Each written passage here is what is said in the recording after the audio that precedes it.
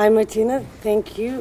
We are here today with Martina Anderson. She's a MEP from Sinn Féin, and we share the same parliamentary group, the United Left, Nordic Green Left at the European Parliament, and we have the chance also to share a lot of political fights throughout the years since 2012 that Martina is at the Parliament. And so we were wondering if you could bring us some insights, because you know that far-right movements which we see all across Europe are not still very much discussed in Portugal, because we don't have, I think, the same pressure in terms of migrants, so people tend to ignore what is happening across Europe with the deepening of the roots of these movements, and I wonder if you could give us your perspective on that as well. How do you see it from Ireland also, because here in Portugal it seems not to be one of the key issues that people want to talk, and it's just in front of our eyes, I think. I suppose in Ireland it's somewhat similar, whilst we have right-wing parties across the island in the north and in the south. The far-right xenophobic parties, the closest that we have to that in Ireland would be in the north of Ireland, where a party we were in government with up until Martin McGuinness collapsed the Assembly. So we don't have the same kind of difficulties as what you would get in Greece or elsewhere with the Golden Dawn. That said, we're extremely concerned. If I was to personally, when I went to the Parliament in 2012, I was alarmed at the kind of right-wing politicians that had been elected by people across Europe and how dominant they were in the Parliament. To my surprise, in 2014, the Parliament came back with more right-wing MEPs. And I was, that for me started to provoke questions about where Europe was going and trying to bring it back to the people, because we can criticise, and rightly, the emergence of xenophobia in the far right, but if we don't in the left give people reasons to put on their shoes, their coat, to come out and elect us, to support us during the resistance campaigns that we fight throughout the year, if we're not in between elections mobilising that kind of support, and we're abandoning or leaving ground for xenophobic mentality to be fed into the minds of the most vulnerable in our society, then I believe then we deserve what we get, because it's little wonder that people will vote for parties that they believe is closer and closest to them and representing them. So I think that's the kind of pattern that you can see across Europe, and I'm as critical as ourselves as I am of anyone else. I'm not wagging our finger and saying at Europe and the left in Europe as if it doesn't include us. Of course it includes us, but we believe that we need to have a distinction between progressive nationalism and regressive nationalism. And if you abandon nationalism altogether because you believe it is a force of bad as opposed to a force of good, then you leave all those nationalistic tendencies to groups and organisations like the Golden Dawn and others, and they start to eat into territory, and they start to represent what some people believe are the fews of the most vulnerable in society, fews that are manipulated because of their conditions that they're living in, and the far right sees opportunities, and history is littered with how fascism got control. And I think all that we have in common, the left, we have to make sure the common ground that we share, that's what's the cement that holds us together. But we also have to be able to share experience, and for us in Sinn Féin, we find in the group, in our GUI NGL, there's a tolerance of our nationalism, because people realise it, that this is about national self-determination, and people support all that we are doing to try to reunite Ireland. But I don't believe there's an embracing or acceptance of how nationalism can be and is a force of good. It's not always. It can be, of course, a force of evil almost at times, and you can see how the hatred is generated in some of the xenophobic attitudes that's stirred up by those, and that's how, whether it's between UKIP, you could name, like we look across them at the Parliament, Le Pen, all of them. And they are not getting weaker, that's for sure. And I think that's, there's this wrong perception, in my opinion, that somehow in Portugal we are more protected against fascism and against xenophobia. And as you said, in Ireland also it's a different situation.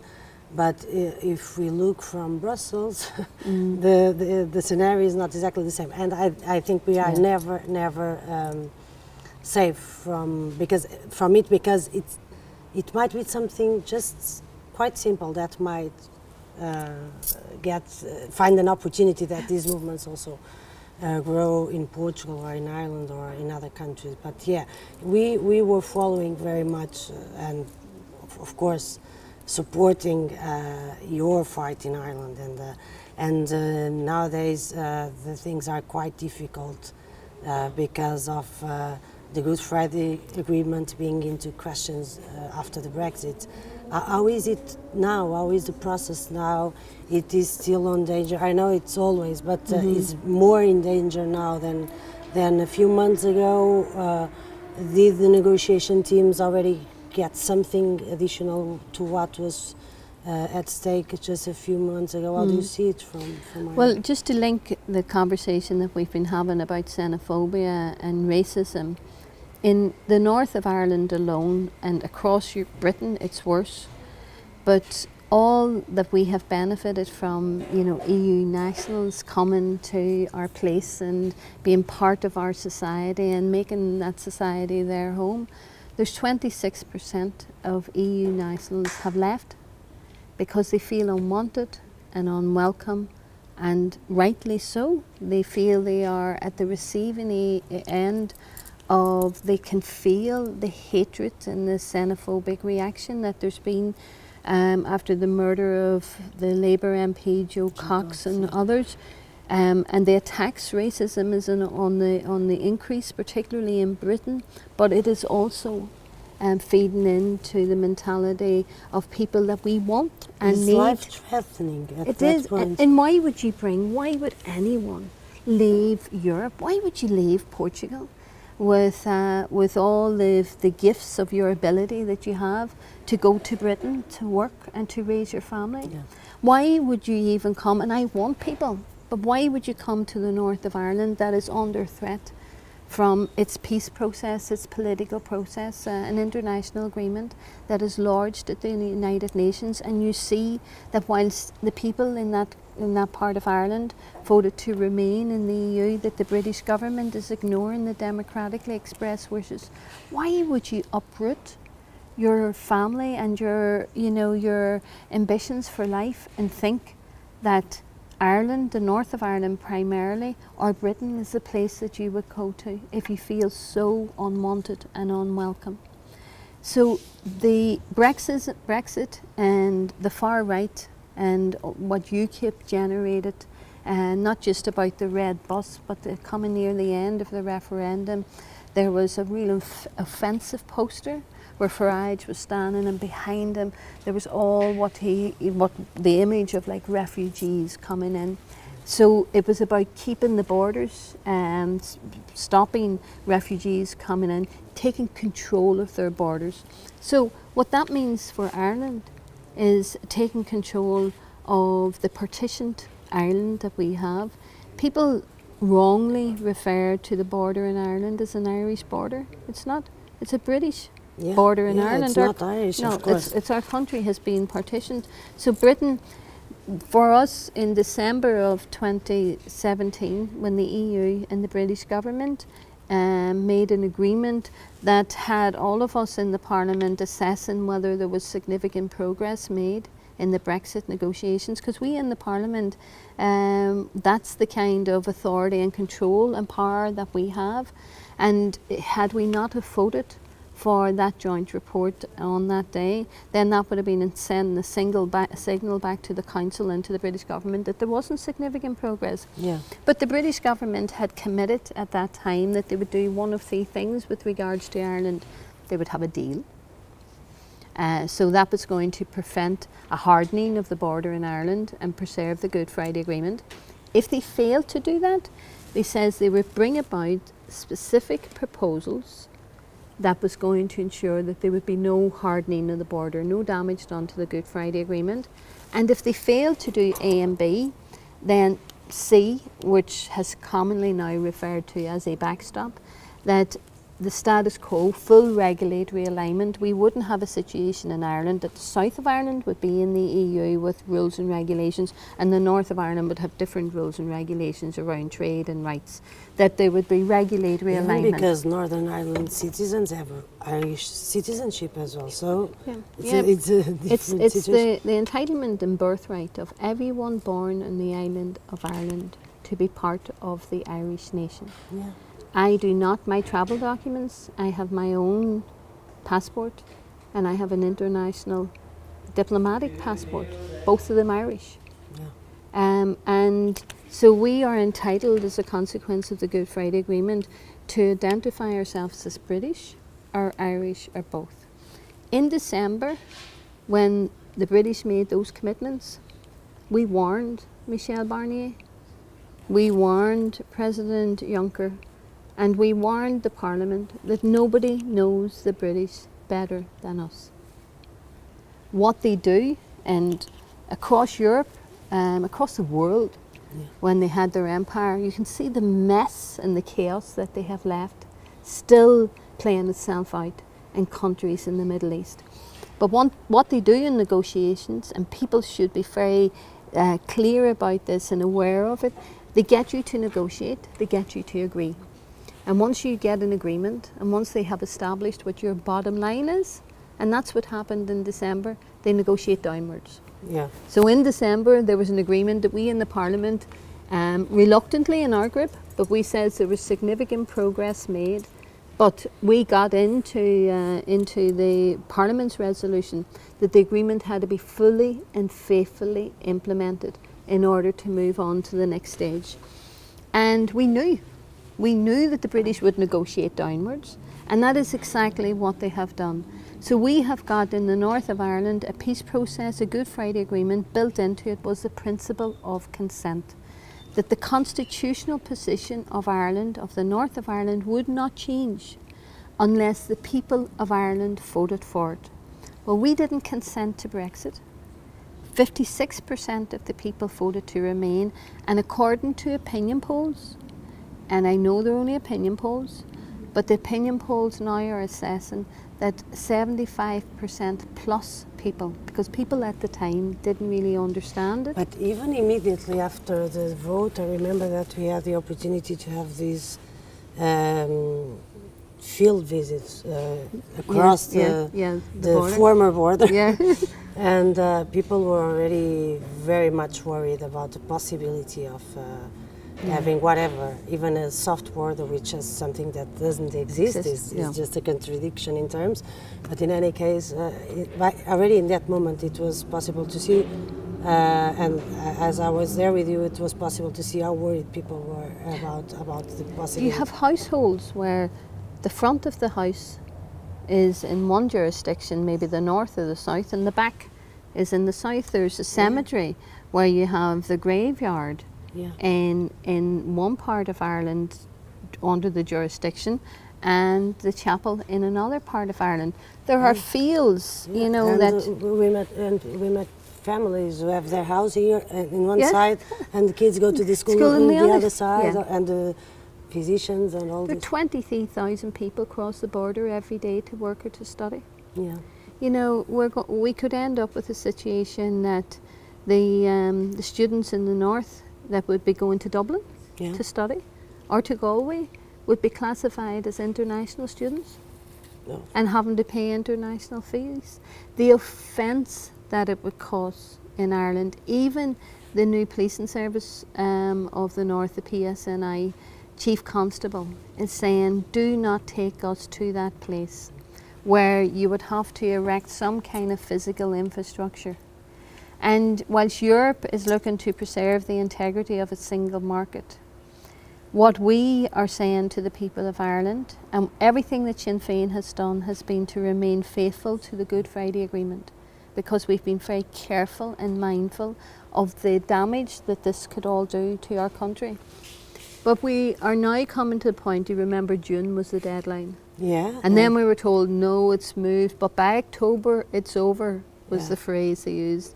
And now this week we're being told, well, it's November and it's moving into December. That's what would be my next question. I have the perception that, realistically speaking, there will be no agreement till the elections. How do you feel it? Or if there will be an agreement, it will be a bad one. Yeah. And Yeah. not taking into account all these concerns that you were Yeah. just putting on And the that's table. why it's important to be here and to be talking to the Portuguese people. And we've been on a diplomatic offensive, and I have been round. I have talked to people in our parliament that our group would never share anything in common with in terms of our voting patterns or our social and economic outlook in life. But I must say that we have got international solidarity, not just across the parliament, but across the EU. Because Ireland is the only successful peace process that Europe has. We have war-torn places in Syria, and God knows we know the role that the EU has played in creating some of the conflicts and difficulties that these places have. But we have got at least a model of a system that can assist with people to come out of conflict. We never thought we would be where we are today. People told us it would be impossible. Even in Palestine, and I know that's something that's close to both our hearts, you know, we believe that, we don't believe you can import what we have, but believe that we can share our experience. We learned a lot from the South Africans. Yeah. The South Africans assisted our understanding of how to develop a peace process and how you moved your people, took them to places that they didn't want to go to at times, but it was where we ought to be. And we believe that we don't just feel that, we know in the Parliament and from the Commission and the Council so far, they are sticking to upholding the Good Friday Agreement. But they have also, I think, sent a signal to people in our country, and that has started to trigger off a deepening of a conversation that our party's been having for many, many years. And that is about the need for the reunification of our country. Because, Marisa, we have a choice. What union do we want to be a part of? Do we want to stay with the union with Britain, lose all of the rights and protections that the EU affords us? And there's lots of problems in the EU, as you and I both know. And you and I resist, whether it's militarisation, and we critically engage with the EU. We in our party, we're not federalist. Yes. We appreciate the importance of ministers and member states in their own country having subsidiarity and the importance of them making their own decisions, but we also know that the air we breathe, the water we drink, and whether they're big global corporations, no member states could take them on their own. So we engage with what is positive about it, but in this context, in the context of Ireland, we cannot have a situation where the south of Ireland is in the EU and the north of Ireland is not. And what, from the beginning, Marisa, I had said this during the negotiations, the Democratic Unionist Party and Brexiteers in Britain, we believe, particularly the DUP, their sole focus has been to reinforce partition, to harden the border in Ireland, because the first time since the partition of Ireland, Unionists in democratic form have lost the majority. And the only way they can keep the North shackled to Britain is if they harden the border. So whilst they wouldn't publicly declare this, But we know through conversations and Chatham House Rules conversations and others that have taken place that never really remain Chatham House Rules, because someone tells you what someone else has said. But we know that for them, if they can reinforce partition, harden the border, damage the Good Friday Agreement that party never supported, that's job done for them. And we cannot allow that to happen. And that's why there's a deep appreciation, not just in our party, but from the people of Ireland, for the support that we get, primarily from yourself and the MEPs in our group and across Europe, and we're asking people to stay with us and not to do any damage to us. Thank you so much, Martina, and you can keep, for sure, our solidarity till the end. Thank you very much. Not only at the European Parliament, but also here. We have been following the peace process since a long time, and we have our solidarity for decades. And and we appreciate it. We intend to keep like that, and hopefully there will be still an opportunity to keep the peace process untouched. I hope so. So thank let's you. move on. Deeply appreciate it. Thank you.